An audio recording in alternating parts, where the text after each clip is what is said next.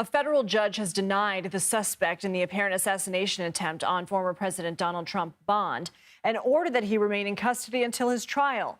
Wesley Routh is charged with possession of a firearm as a convicted felon and also facing a charge of possession of a firearm with an obliterated serial number. CBS News national correspondent Manuel Bojorquez is in West Palm Beach covering the hearing for us. Manny, walk us through what happened.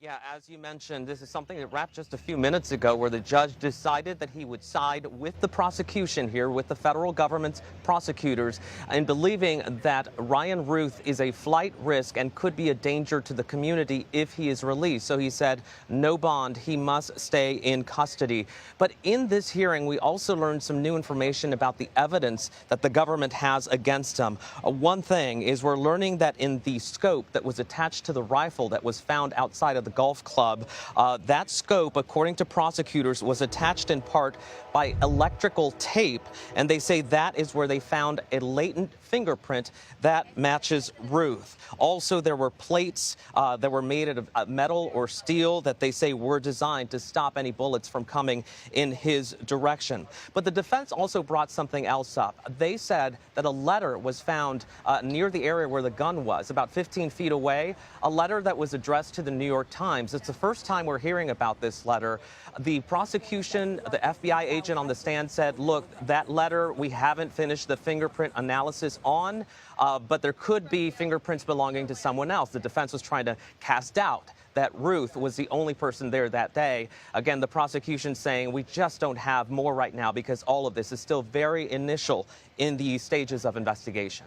And we were just looking at an image, Manny, of a letter. I believe the image we were just showing you, though, was a different letter that, according to prosecutors, Routh had sent someone else months prior. What can you tell us about the other revelations in that court filing before this hearing even started?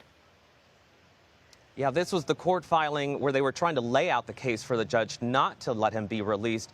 They mentioned that a few months ago he dropped off a box at someone's home, at someone's residence. They haven't named that person, but that person apparently did not open the box until after they learned about the incident last Sunday. And in that box, that person found a handwritten note. Now, the prosecution is alleging this was written by Routh, in which he mentions a failed assassination attempt. Also in that document, they said that phones he had pinged him in the area for nearly a month before the incident on Sunday, and that there was a Google search on one of them asking how to get from Palm Beach to Mexico. And one more thing, they say the rifle allegedly had 11 rounds, including one in the chamber.